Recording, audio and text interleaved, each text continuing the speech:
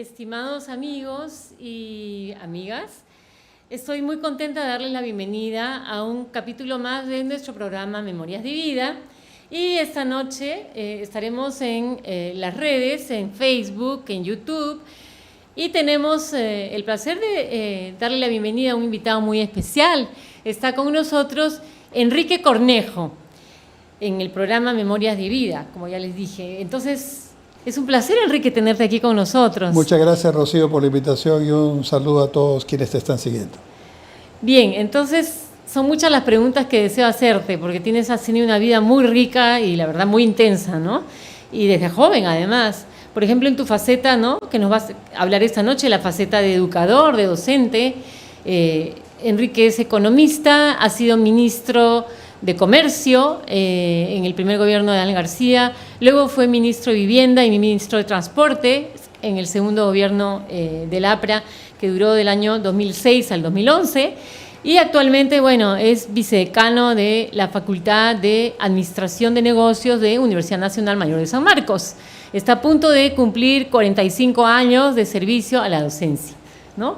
Y además de ello tiene ya 41 títulos, 41 libros publicados. Entonces yo no entiendo, ¿cómo haces para que te dé tiempo para hacer tanto? Y además me cuentas que has viajado también haciendo docencia, sí, como profesor invitado. Sí, he viajado bastante. Bueno, en realidad tengo una vocación por escribir lo que pasa en mi vida.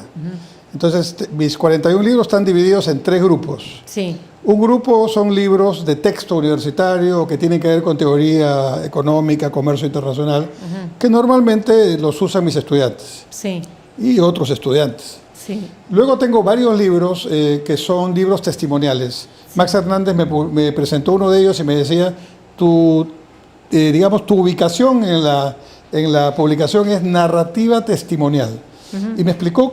Y me gustó mucho la explicación porque me dijo, mira, en la historia del Perú, varios de los actores no han escrito sobre lo que hicieron. Claro. Y entonces los historiadores han interpretado a su manera lo que hicieron o no hicieron. Claro. En tu caso, tu actuación, particularmente la actuación pública, está ya en tu versión, ¿no?, escrita. Entonces, quien tenga que hablar de esa época y ese tema, tendrá que citarte, si es riguroso su trabajo. Y te puede criticar, por supuesto, pero te tendrá que citar. Pero por supuesto, mira, qué bueno que hayas incurrido en el género, ¿no?, de la producción, yo digo, de tus experiencias a través de los libros, ¿no? Porque y una última parte de mis libros, que es esta última de los últimos años, ya es un poco, creo yo, modestamente, lo que mi experiencia me permite aportar, mi legado. He escrito este año que ha pasado un libro que se llama Repensando el Estado. Es toda una discusión sobre el rol del Estado mundial y en el Perú, y aterrizo en planteamientos concretos de qué cosa hay que hacer, y en un capítulo muy simpático que dice, si quieres ser ministro, lee este capítulo. ¿Ya? Bueno, tú has sido ministro 3 veces y sí, tendrás muchas cosas que decir, ¿no?, al respecto. Sí. Y sobre todo sugerencias. Sí. Ahí digo, por ejemplo, sí, un ministro solamente disfruta el primer día de su juramentación. Recibe abrazos de quienes incluso no conoce, adjetivos, todos superlativos acerca de que lo maravilloso que eres, y al final de ese día, al día siguiente, generalmente, vas al ministerio a recibir en un acto protocolar, y tú ves en el gesto del que se va una suerte de alivio, una cara de alivio, ¿no? Y dices, ¿qué está pasando acá? Y cuando llegas al escritorio te encuentras con todos los pendientes. Y los pendientes son cada uno más complicado que el otro. Esa es la realidad. Lo demás es ya, bueno, el gusto, el honor de ser ministro, pero es un tema muy complicado. Yo calculo que una semana de ministro bien trabajada, o sea, no me refiero lamentablemente a los últimos tiempos, ¿no?, pero digamos una semana de ministro bien trabajada, sí, equivale a 3 semanas normales. Por la adrenalina, por la cantidad de cosas. Hay una pregunta que me van a hacer seguramente los jóvenes que siguen este programa, y es ¿cómo Enrique Cornejo, por qué razón se hizo aprista, por qué razón se permaneció durante 20 años, ¿no?, en el partido 35 aprista? Años. ¿Cuáles fueron las ideas que te llamaron la atención? Cuéntanos. Yo siempre tuve una vocación social, siempre. Y mi vida empieza de una familia de clase media muy baja, ¿no? Pero una madre que yo no viví con mi papá, o sea, vivimos mi mamá y yo, sí, mi abuela. Sí. Ya, yo soy Cornejo Ramírez. Sí. Mi Cornejo es por Arequipa, sí, y mi Ramírez es por Loreto, así que tengo toda la variedad geográfica y cultural de nuestro hermoso país. Sí.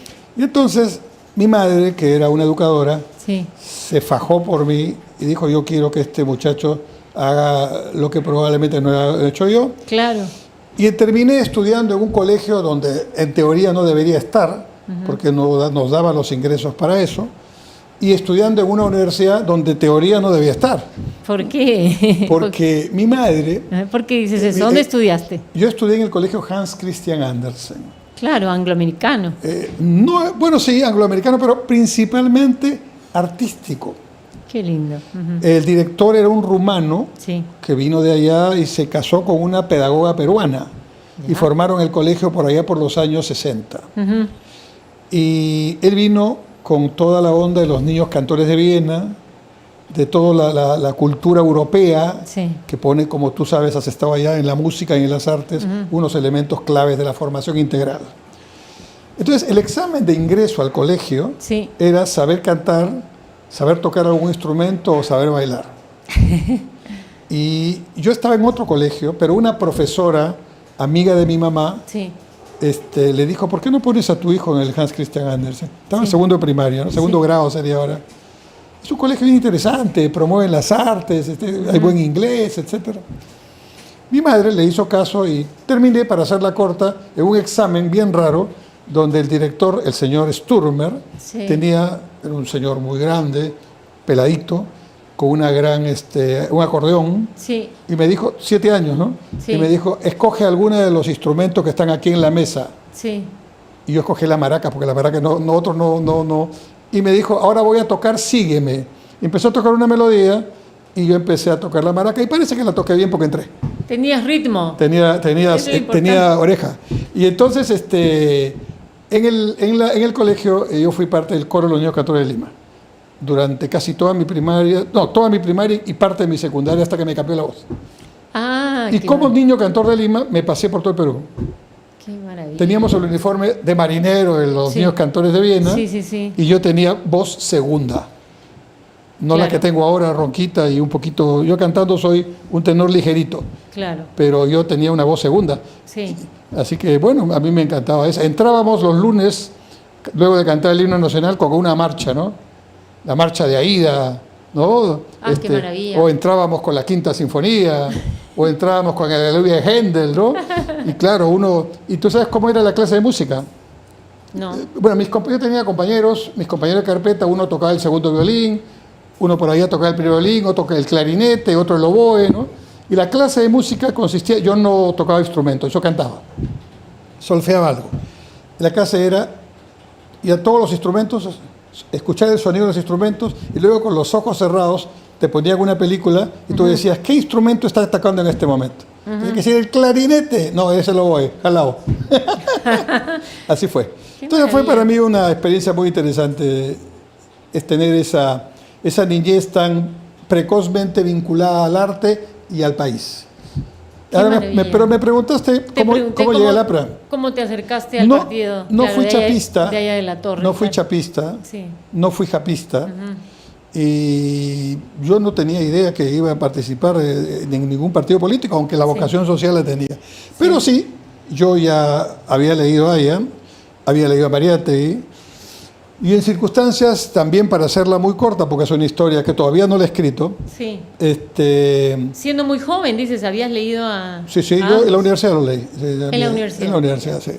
Entonces, un día yo ya era profesor en la Universidad de Lima, donde estudié economía. Estaba trabajando en el Ministerio de Economía y Finanzas como analista financiero. Wow. Y además ganaba un poquito más con unos escritos que yo hacía para un banco en una consultora. Y un día en esa consultora, el equipo de la consultora me dijo, hay una persona que te quiere conocer. Y esa persona era Luis Alva Castro. Es Luis Alva Castro. Claro. Y Luis Alva Castro me dijo, oye, me han hablado de ti en el Congreso, en ese tiempo había senadores y diputados. Sí. En el Congreso necesitamos un asesor que sepa de finanzas para la Comisión Bicameral de Presupuestos. ¿Quieres ayudarnos? Encantado. Claro. Y terminé siendo asesor de la Comisión Bicameral de Presupuestos. Bueno, como comprenderás, estaban pues... Con 20 y pico de años, ¿no? Tenías Lozada estaba, Muri Villanueva, bueno. Estaba Sánchez, de los compañeros. Así empezó tu carrera política. Ahí empezó mi carrera. Yo no pensaba que era política todavía, pero evidentemente era un ingreso, digamos, fast track, que no planifiqué, ¿no? Pero estaba ahí. Y estando ahí, 2 años después, yo ya me había salido de Economía y Finanzas, aprovechando un incentivo de 7 sueldos y salidas, porque yo estaba contento enseñando, estaba en el Congreso, estaba en la consultora, y entonces me dice el mismo Luis Alba Castro, te queremos hacer una invitación, queremos que formes parte del plan de gobierno del Partido Aprista. Estamos hablando del año 83. Y entonces le dije, bueno, con mucho gusto. Claro, hacían 4 años que había muerto Aya solamente. Sí, no lo conocí. Lo leí, pero no lo conocí. ¿No lo conociste personalmente? No, me hubiera gustado. Creo que yo hubiera rápidamente... conversado con él. Sí, o sea, hubiera hecho clic. Claro. Pero entonces, estando en esa circunstancia, Alba Castro me dice, oye, mira, vas a colaborar con el plan de gobierno. Yo pensé, pues bueno, asesor en la parte de finanzas, ¿no? Bueno, asesoré lo mismo. Me nombró miembro de la Comisión Central de Plan de Gobierno del Partido Aprista, donde estaban personajes como, y apristas muy reconocidos, como, por ejemplo, Carlos de Río, como David Tejada, ¿no? Y bueno, y te sigo nombrando nombres, ¿no? Y entonces la idea era, bueno, ¿yo qué hago acá, no? Muy jovencito estaba ahí. Y bueno, después me di cuenta que sí podía aportar, y terminé redactando una parte del plan del año 85. Con menos de 30 años. Menos. ¿Te das cuenta? ¿Te das cuenta? Sí. ¿Cómo fue una cosa? Una cosa fue concatenándose con otra de una manera muy natural, espontánea, ¿no? Vamos a decir. Así fue, así como te lo fueron cuento. ocurriendo las cosas, ¿no? Sí. No es una cosa construida, prefabricada, ¿no? Que te hayan... Nada de lo que he hecho en mi vida hasta este momento ha sido algo que haya prefabricado. Ya. Siempre han habido circunstancias, invitaciones, algunas las he rechazado, otras las he aceptado. ¿Cuál es el momento más difícil? O sea, que yo no te pido que recuerdes ni que des detalles ni nada, pero ¿cuál es un momento que tú consideres de mayor desafío, reto, dificultad, pero como ser humano, ¿no? En todos los cargos que has tenido, ¿no? Desde que tienes memoria, o sea, porque tú has tenido grandes responsabilidades y responsabilidades de gobierno, ¿no? Has tenido que tomar decisiones muy difíciles, ¿no? Entonces quisiera que compartas con el público que está escuchándonos, muy atentos, o sea, ¿cuál es la cualidad que debe tener un hombre de Estado, vamos a decir, y sobre todo de cara a la economía, al comercio, tú que has sido ministro de Comercio, o ministro de Transportes también, frente a la población, porque es una responsabilidad, ¿no? Macro. ¿Recuerdas algún momento así que quieras contarnos cómo, cuándo y por qué? Recuerdo varios, pero voy a empezar con el artículo 1 de la Constitución, de la que todos hablan, pero que nadie lee. Sí. El artículo 1 dice textualmente así: la defensa de la persona humana y el respeto de su dignidad es el fin supremo de la sociedad y del Estado. Ahí debería acabarse la Constitución. Porque si yo estoy en transportes, en comercio, en salud, educación, y veo y hago mío este artículo, le pongo cara, rostro humano a mi trabajo, suficiente. Claro. Y eso no pasa normalmente, o casi no pasa. Ahora te diré momentos... A ver, primero te tengo que contar cómo soy yo, y las personas que me conocen van a decir, claro, ese es él. Yo soy una persona, en primer lugar, muy positiva, en el sentido de mirar hacia adelante siempre. Entonces, los problemas que han surgido, y no han sido pocos, siempre los he mirado en esa perspectiva. Si yo estoy en un proyecto en el que necesito terminar algo, un objetivo, los problemas son mis desafíos, pero no son mis paradas o mis impedimentos para lograr ese objetivo. Son más bien los desafíos que tengo que asumir para lograr eso. Viéndolo de esta perspectiva es más fácil, ¿no? Claro. Segundo, siempre creo que hay que tener la claridad de rodearte de buena gente. Casi siempre lo he logrado, aunque en algunas oportunidades, lamentablemente, algunas personas han fallado. Quizás eso es lo que puede uno decir si hago una autocrítica, ¿no? uno debería conocer el alma de la gente, porque a veces, ¿no? Tú ves, pero tú no ves dentro, ¿no? Y puedes mirar cosas que aparecen, pero realmente no son. Y lamentablemente, no son todos, pero hay personas que miran el poder y la política con ojos de ganar para sí, a veces egoístamente, poder solamente para la vanidad, o a veces también para hacer delitos o para hacer temas vinculados a situaciones ilegales. Los hay. Pero sin embargo, algo que yo no escucho y doy fe porque tengo 40 y tantos años en este ejercicio y en diferentes momentos y con diferentes personas, hay muchísima gente buena. Claro. Hay muchísima gente honesta. Entonces yo valoro más en el peso de si hay 2 o 3 sinvergüenzas, ¿no?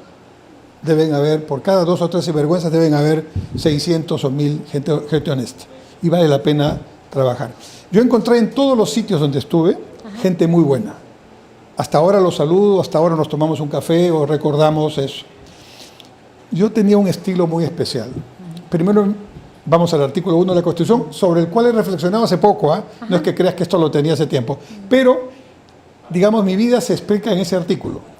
¿Por qué? Yo llegaba al ministerio o al banco, he sido presidente de 2 bancos, y lo primero que hacía, quiero conocer a la gente.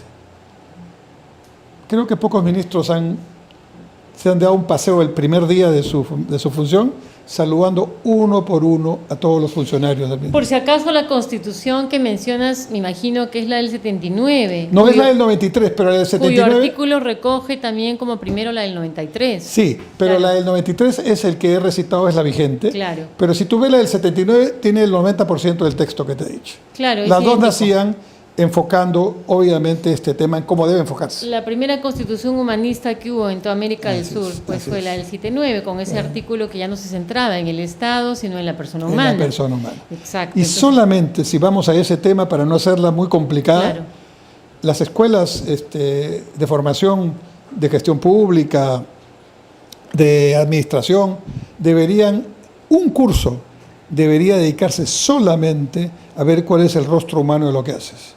Porque si yo soy ministro de salud o director de la regional de salud o soy médico de un centro de salud, donde estés, y no recuerdo ese artículo y no lo hago mío, entonces va a haber seguramente un paciente, hay millones en el Perú, que no va a tener su cita en el momento, que cuando le den la cita ya tal vez la enfermedad se complicó, que los medicamentos que la receta los va a tener 3 meses después y que la operación va a tener que hacer cola para 1 año después. Si me permites, Enrique, más bien pienso, yo también que he sido profesora universitaria, ¿no? Pienso que la Constitución debería ser no enseñada para que la reciten, ¿no?, en los colegios, como muchas veces se hace, de paporreta, sino para que sea comprendida en el espíritu que infunde a esos artículos y que realmente comprendida, abrazada, ¿no?, y empoderando a nuestros jóvenes peruanos a amar al prójimo, porque lo que hay detrás de todo eso es amar al prójimo como a ti mismo, ¿no? Y eso supone, es lo que hay detrás, claro, ¿no?, y eso supone, de ese artículo primero de la Constitución. Y eso supone un alineamiento con una educación en valores que hemos perdido. ¿Es suficiente el curso de educación cívica y el curso de religión? ¿Se deben fundir en uno solo? ¿Qué piensas de esos cursos que últimamente... No sé si lo ponen en el curso anterior. La forma no es lo importante, claro, pero los valores sí tienen que estar. Porque hoy la modernidad ha llegado a la educación, claro, con las famosas líneas transversales. Claro. Una línea transversal es el medio ambiente, estoy de acuerdo. Otra línea transversal es el género. Es cierto. ¿Ya? Sí. Y entonces el profesor de geografía, ¿ya?, tiene que hablar del género en geografía, porque es la línea transversal. Ese es un invento de los globalistas. Sí, los globalistas sí también tienen otro nombre. Yo creo... Y relativistas, creo yo, de la educación. Yo creo que, mira, la educación pública que había en el Perú hace 50 años era muy superior a la actual. Pero por supuesto. Te voy a decir un solo ejemplo de cómo está devaluada la educación pública frente a la privada, que tampoco no está lejos en la mayoría de colegios privados. Hay algunos muy buenos, pero tampoco es que... La prueba PISA se hace para públicos y privados, ¿eh? Estamos jalados en comprensión de lectura y en pensamiento crítico, últimos de América. Sí, pero no olvidemos que se evalúan a niños y niñas cuya primera lengua no es el castellano, sino el quechua, el aymara, el aguajún, bueno, entonces no estamos evaluando de una manera, a mí me parece, equitativa, ¿no? Es correcto, no podemos hacer una evaluación flat en un país tan diverso. Pero antes, para que no se vaya la idea, entonces resulta que hoy día tenemos una educación en la que destacados muchachos, y además son buenos muchachos, que aparecen en realities muy vistos, con alto rating en televisión abierta, ante una pregunta, ¿quién es Bolognesi? Y no saben quién es. Entonces la pregunta es, ¿esta educación ha avanzado o ha retrocedido? Y probablemente la mayoría de ellos son de colegios privados. Ahora, en un colegio público no puedes enseñar, ¿tú eres pedagoga de formación? No. Ok, yo tampoco. No. Yo soy economista, tú has estudiado literatura. Claro. Entonces nosotros no podemos enseñar en un colegio público. No. Está prohibido. ¿Sabes por qué? Sí. Porque el sindicato ha logrado que solamente enseñen pedagogos. ¿Ya? El colegio Nuestra Señora de Guadalupe de hace 50 años tuvo profesores, ingenieros que estaban geógrafos, especialistas. ¿no es cierto?, que no eran pedagogos. Eran especialistas en su curso. Y mira lo que hicieron con esos jóvenes que se convirtieron en jóvenes que manejaron todo el siglo XX el Perú. No, yo me río porque como he enseñado algunos pocos años también en estudios generales acá en Lima Metropolitana, digo, o sea, han copado las plazas, los puestos de profesores de lengua y literatura, que antes era lengua y literatura, ahora es lengua y comunicación, educadores, o sea, de la carrera de educación, y su especialidad no es la literatura, su especialidad no es la lingüística. Entonces están enseñando cosas que no son, cosas que no existen a nuestros jóvenes universitarios recién ingresados. Y cuando llega un especialista, un lingüista, un literato, ¿qué hacen? Es marginado porque como sabe demasiado, es una amenaza, y como representa una amenaza contra el gremio de los que ya están ahí instalados, termina teniendo que buscar algún empleo en algún otro lugar. Entonces, Rocío, vamos se reproduce en el colegio. Vamos de nuevo al artículo 1 de la Constitución. Eso que estás relatando es lo que hay tú, que hacer, claro. ¿Está enfocado en el alumno, en su bienestar, en su crecimiento espiritual, cognitivo, ¿no? Emocional? No, está pensado en los derechos legítimos que pueden tener los maestros. Eso está pensado vamos a decir, en la necesidad de la supervivencia de una población que de repente es demasiado numerosa, que de repente no es buena, suficiente como para poder enseñar, o de repente gana demasiado, no lo que quieren los colegios, y que ahora también está presente en los cursos básicos de todas las universidades. Entonces no está pensado en términos de calidad, está pensado en términos económico, no sé cómo llamarlo. Ojalá fuera eso. En términos utilitarios. Está pensado en términos sindicales, Rocío. Claro, en términos sindicales. Sí, yo voy a decir algo. Mi madre fue maestra. Conozco maestros que han estado formando parte, que están jubilados muchos de ellos, que han formado parte del sindicato. No estoy discutiendo el sindicalismo. Claro. Pero tenemos que hacer una autocrítica en la educación peruana. Claro. ¿En qué voy a parafrasear a Zabalita? Discúlpame el inglés. ¿En qué momento se jodió la educación peruana? Yo creo que eso ocurrió cuando se puso el tema ideológico y el tema sindical en la educación. Sí. Ya no hablemos de si es el sindicato A o el B. La educación antes de eso, no queda ninguna duda, tenía un nivel, un alcance, una profundidad mayor. Ahora, el mundo ha cambiado también, ¿no? La moderna educación se enfoca en el aprendizaje eficaz, en la evaluación permanente, en los resultados por objetivos. Son palabras nada más, sí, palabras huecas. Pero lo fundamental es que esa persona tiene que ser preparada para la vida. Y tiene que ser preparada para la vida cognitiva, emocional, integralmente. Así es. Yo recibo estudiantes en San Marcos muy, muy sacrificados. Claro. Se entra 15 a 1, 20 a 1 a mi escuela. Acaban de dar el resultado del examen de admisión. Sí. Apareció una chica venezolana, primer puesto. Escuela de Negocios Internacionales, donde yo enseño. Sí. O sea, 15 a 1 entran. Así es. Entonces yo no tengo que discutir el IQ de estos chicos. Ajá. Pero tengo sí que ayudarlos en su IE, en su inteligencia emocional. Claro. Porque ahí no tienen el aprestamiento adecuado. Tienen las capacidades potenciales, pero no tienen hábito de lectura. Bueno, alguien me dice, sí, pero ahora leen aquí. Sí, pero deberían leer la página de de la BBC para poder enterarse de qué está pasando. No saben redactar. O el National Geographic para poder entender, ¿no? Exacto, no saben redactar porque, como tú dices, estamos en la era digital, en la era del WhatsApp, pero lo más grave de todo es que no les enseñamos a redactar. En las universidades ya no se enseña redacción. No se enseña una redacción porque lo que hay es más bien la inteligencia artificial redacta por mí, me hace el párrafo entero. Entonces, ¿cómo puedes redactar? O sea, enseñarles redacción es difícil, no es imposible, ojo, no es imposible, ¿eh? Se puede enseñar nuevamente redacción a los jóvenes a pesar de la inteligencia artificial, porque hay formas de que una buena profesora lo haga, ¿no? Yo lo he hecho, se puede conseguir. No es culpa de ellos. Pero las universidades no es con sus sistemas no están ayudando, no lo están. Pero el tema no es la universidad, el tema es la educación básica en el colegio. En el colegio. Claro. De ahí parte todo. Y ahí tenemos que decir también que la educación también es en la casa. También. Y tenemos una realidad de hogares disfuncionales terrible. Cuanto más bajamos hacia los sectores más populares, encontramos hogares disfuncionales, sí, con padres que violan a las hijas, ¿no? Con situaciones de lo más horribles. Claro. Y eso no puede ser algo que no se tenga en cuenta en este tema que estamos conversando. Exacto. Si a eso le agregamos contenidos desactualizados o profesores que no están adecuadamente entrenados, todavía viene un producto que lamentablemente no es culpa de ellos, no están en condiciones de vivir felices, porque finalmente la vida es eso, hay que ser felices. Así lo dice Tal Shahar, el psicólogo de Harvard más exitoso.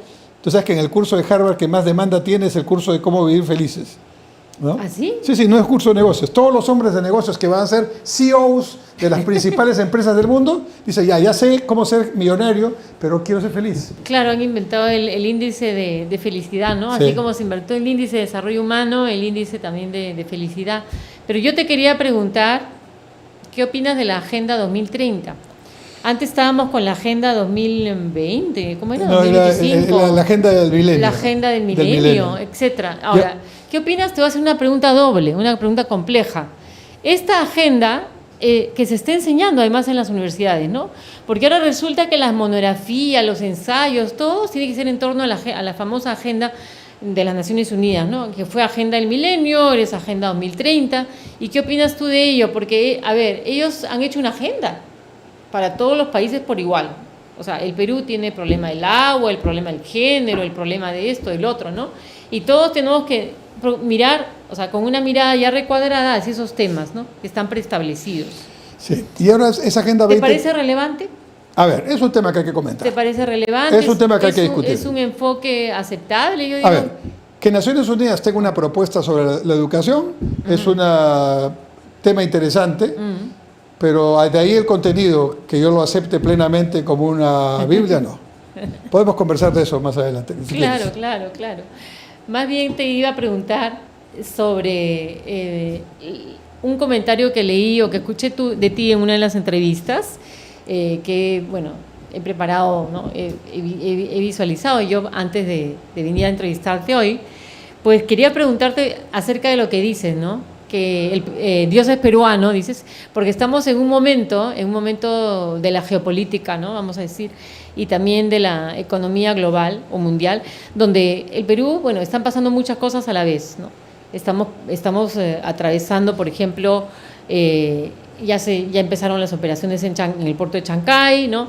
Se ha decidido un espacio económico, ¿no? En cuanto a que el Perú va a tener también un aeropuerto espacial en Talara. Has mencionado tres, ¿no? Tres hechos estratégicos a la vez que vienen ocurriendo y el crecimiento del Callao. Y el aeropuerto de Lima, que no se me olvide. Cuatro. Imagínate que en tu casa... Explícanos, a ver un poco. Imagínate que en tu casa tú vives en un barrio tranquilo y en tu casa estás tranquila, pero la fiesta, la dinámica, la gente se pasea a 50 kilómetros de tu casa o en otro lugar. Imagínate esa situación. Esa es la situación del Perú en los últimos 200 años. Cuando el Perú se independizó, digamos siglo XIX, ¿no es cierto? Sí. Primeras décadas del siglo XIX, estábamos en la segunda, tercera revolución industrial en el mundo y el escenario era el Atlántico. Antes había sido el Mediterráneo. El Atlántico ha sido el siglo XIX y el siglo XX, claro, como dicen los muchachos, el point. Exacto. Ahora ya no es el Atlántico, sigue siendo importante. Ahora el Pacífico es el elemento donde se dan las contiendas más importantes, las innovaciones más importantes, la geopolítica más importante. No es casualidad que Trump quiera preocuparse por el canal de Panamá nuevamente. No es casualidad que Trump le diga a Putin, oye, yo te quiero, porque quiere neutralizar a China, y todo eso está en la cuenca del Pacífico. No es casualidad que los países más avanzados del mundo y los más innovadores estén en la cuenca del Pacífico. Y la buena noticia, por eso decía yo que las abuelas tenían razón cuando decían que Dios es peruano, es que nosotros estamos en el Pacífico siempre, pero la fiesta estaba en otro lado antes. Ahora la fiesta está aquí, y la buena noticia segunda es que la fiesta está en todo el siglo XXI. Porque y el siglo XXI avanza en su segunda mitad, ¿no? Estamos en el cuarto del siglo XXI, sí. Segunda mitad, la fiesta va a estar en el Índico, con India saliendo como protagonista y compitiéndole de tú a China. Entonces, si miramos un mapa, miramos directo, estamos en línea recta, Oceanía, Asia, y al fondo, el Índico. En otras palabras, el Perú por primera vez en su historia republicana está en el momento correcto y en el lugar correcto para hacer un gran plan de desarrollo que haga realmente sacar de la pobreza a la gente. No es problema ya del mundo, es problema de nosotros los peruanos, que andamos en una agenda mediocre, la verdad, con medios de comunicación que no es señal abierta, claro, que se dedican a ponderar, digamos, la frivolidad y lo negativo, ¿no? Y con una educación que ya conversamos muy baja. Conclusión, tenemos que salir de este oscurantismo y buscar nuestro renacimiento. El Perú es protagonista ahora, vamos a decir, está en una subida de esta ola, vamos a decir. Le está pasando a Perú lo que le pasó a Singapur allá en Asia. Singapur también tiene una ubicación estratégica. Sí. Y Singapur es un país-estado, una ciudad-estado, sí, que tiene 750 kilómetros cuadrados, sí, que es más o menos la cuarta parte de los distritos de Lima metropolitana. Y ahí viven 7,5 millones de singapurenses con $55,000 de ingreso per cápita. Hace 50 años Singapur tenía un ingreso per cápita y un nivel de exportaciones igualito que Perú. ¿Qué hizo Singapur? Full a la educación, poner a su ubicación estratégica como un elemento de generación de valor y, por supuesto, una institucionalidad que funcione, ¿no? Buscando a gente buena que gobierne. El Perú tiene que hacer eso ahora. ¿Seremos capaces? Yo creo que sí, pero hay que dar las condiciones para que eso sea. Hay que salir de esta agenda mediocre en la cual nos hemos todos contagiado. La pregunta que todos están esperando, ¿no? Enrique Cornejo, con toda la experiencia que tiene de manejo del Estado, con todos los 45 años que va a cumplir ya este año de educación, ¿no? De contacto, vamos a decir, con lo que es lo último, ¿no? En la investigación económica. Yo creo que en geopolítica mundial. ¿No piensas volver a participar en política nunca más en tu vida? Yo hago política todos los días. En esta entrevista estamos haciendo política. Lo que no estoy haciendo es política partidaria, ¿ya? Y no la voy a poder hacer de aquí al 26 porque adrede he desconectado todos mis teléfonos cuando se vencieron los plazos para estar en algún partido. Yo legalmente no puedo participar en las elecciones porque ya estoy fuera de plazo. Y lo he hecho conscientemente. Claro, que no estás inscrito en ningún partido. En ninguno. Claro. Sin embargo, yo tengo una propuesta para el Perú. Claro. Y mi trabajo es ahora trasladar esa perspectiva, que es la mía, pero que la puedo compartir, la puedo debatir, puedo ayudar a integrar una perspectiva más amplia. Yo creo en un Perú educado, integrado y feliz. Esa es mi tesis. Educado, integrado en ese orden, y feliz. Educado, integrado y como consecuencia feliz. ¿Tienes publicado algún artículo sobre ya ello? Viene mi libro sobre Perú, sobre educado, integrado y feliz. ¿Y dónde podemos conseguir tus libros? Bueno, no sé quién lo publicará, pero ya veremos si es una universidad. No, pero los que ya publicaste están en la librería de San Marcos. Ah, sí, imagino. Por supuesto. Tengo un libro de Historia de Comercio Exterior que publiqué el anteaño pasado, que es publicado por la Universidad de San Marcos. Tengo el libro que comenté, El Estado, Repensando el Estado, que lo ha publicado la Universidad Continental. Está en redes, está en versión digital también. El anterior libro que publiqué fue un libro que se titula El siguiente paso de la globalización. El siguiente paso de la globalización, sí. Porque la globalización, por su propio nombre, implica el globo. como finito. O sea, el globo es el límite.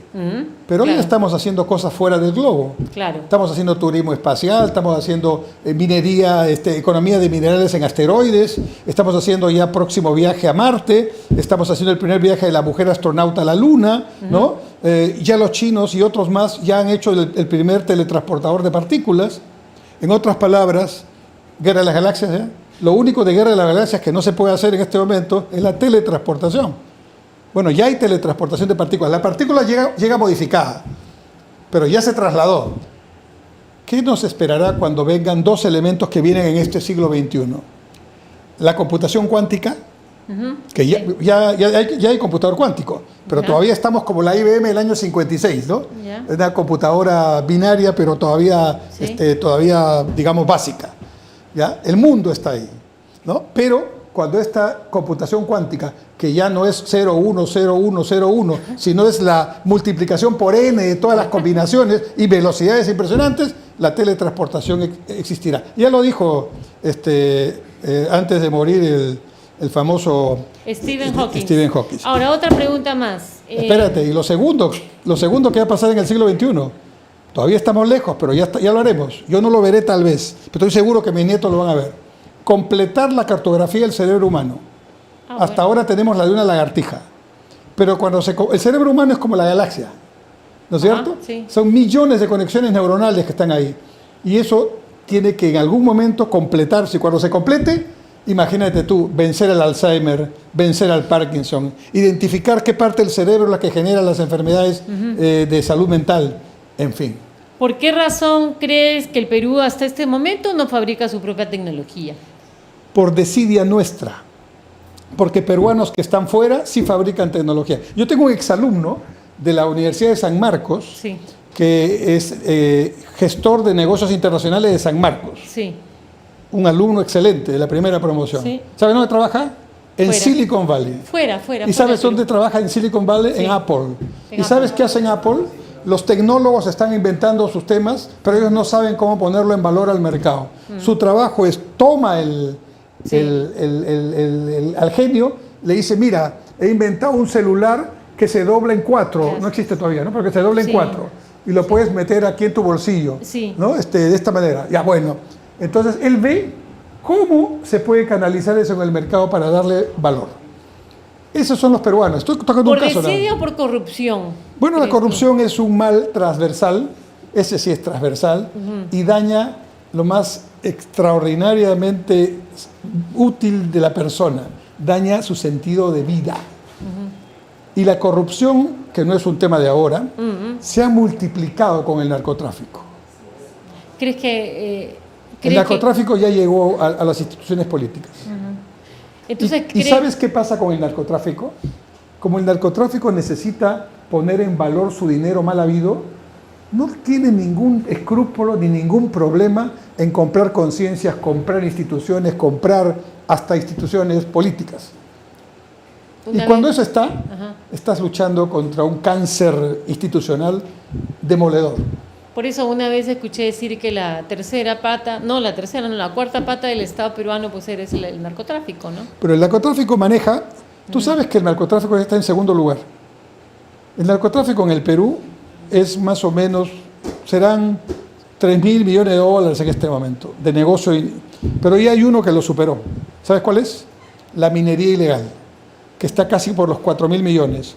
Si tú le sumas la trata de personas, la extorsión, el sicariato, algo de contrabando y todo lo que hay del delito menor, ¿no? Que también es corrupción, más o menos tienes que la corrupción aquí tiene recursos que son 3 veces más los recursos del Estado. ¿En cuánto tiempo? ¿En un día, en un mes, en un año? No, digamos... ¿3.000 millones cuándo? Para ponértelo, digamos, en términos muy concretos. Si la policía tiene una capacidad como 100, las organizaciones criminales tienen como 300. Entonces ellos pueden comprar rápidamente un fusil AKM de última generación, mientras que el policía tiene sus 6 balas y aquí todavía cuando hace uso de su arma termina siendo denunciado. O sea, tenemos que cambiar todo eso. Por último y para terminar, hablemos de algo positivo, del puerto de Chancay. Cuéntanos las bondades y los beneficios, tú que has estado allá. Mira, te voy a decir lo siguiente, siempre con ejemplos. Sí. Los productos agronegocios del Perú que están en toda la costa, y ojalá pronto en la sierra, son productos perecibles. Si el producto va en un contenedor refrigerado, y normalmente van a rutas cortas, Estados Unidos, 3-4 días, o si van por aire, por el avión. Las rutas largas son más costo y necesitas que el producto llegue en condiciones adecuadas y no siempre es bueno. No siempre se produce. Esta ruta, Shanghai, en China, Chancay, no existía. Es una nueva ruta. Claro. Los buques grandes que se llaman Super Post Panamax. Claro. Se llaman Super Post Panamax porque no pasan por el canal de Panamá, ni el antiguo ni el nuevo. Son muy grandes, muy pesados, requieren más profundidad y más ancho. Claro. Esos buques salen de Shanghai, salen del puerto coreano, salen de los puertos indios y van a Los Ángeles. Y ahí dejan la carga, van a Manzanillo en México, ahí dejan la carga, y de ahí buques de 8.000 teus, de 9.000 teus. Teu es un contenedor de 20 pies, ¿no? Traen la carga a América del Sur. Nunca un buque de 20 y tantos mil teus ha llegado aquí. A Lima. Esos son los buques que llegan a Chancay. Claro. Entonces, Chancay no es un puerto solamente para mover la carga de Perú al Asia y viceversa. Es un puerto para mover la carga de América del Sur al Asia y Oceanía y viceversa.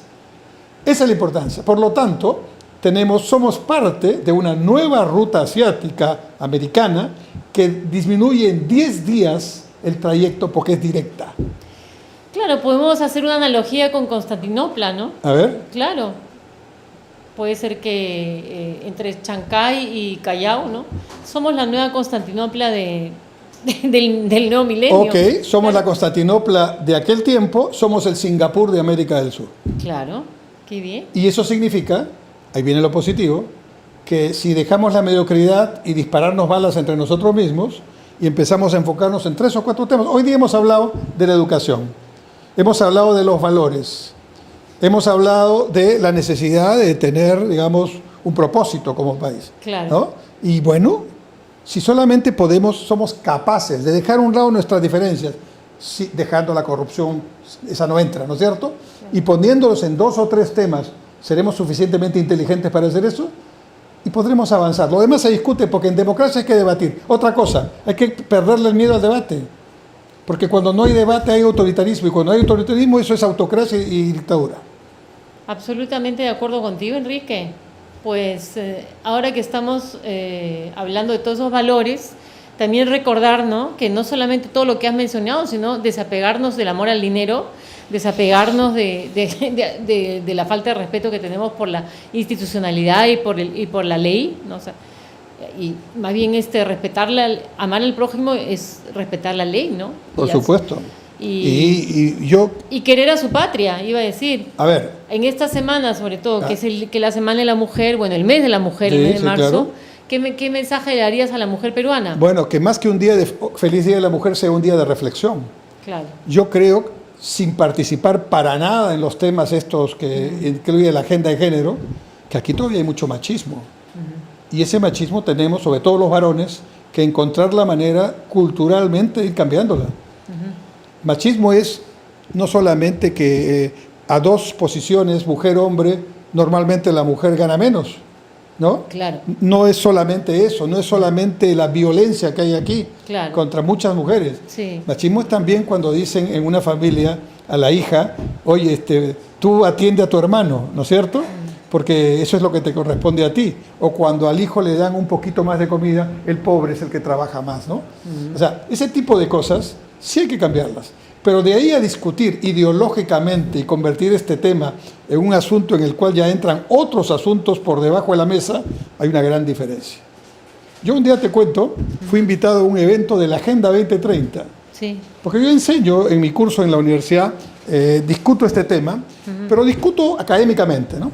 Y me encontré con unos fanáticos, pero unos fanáticos así, nunca los había escuchado, de varios países. Aquí fue en Lima el asunto.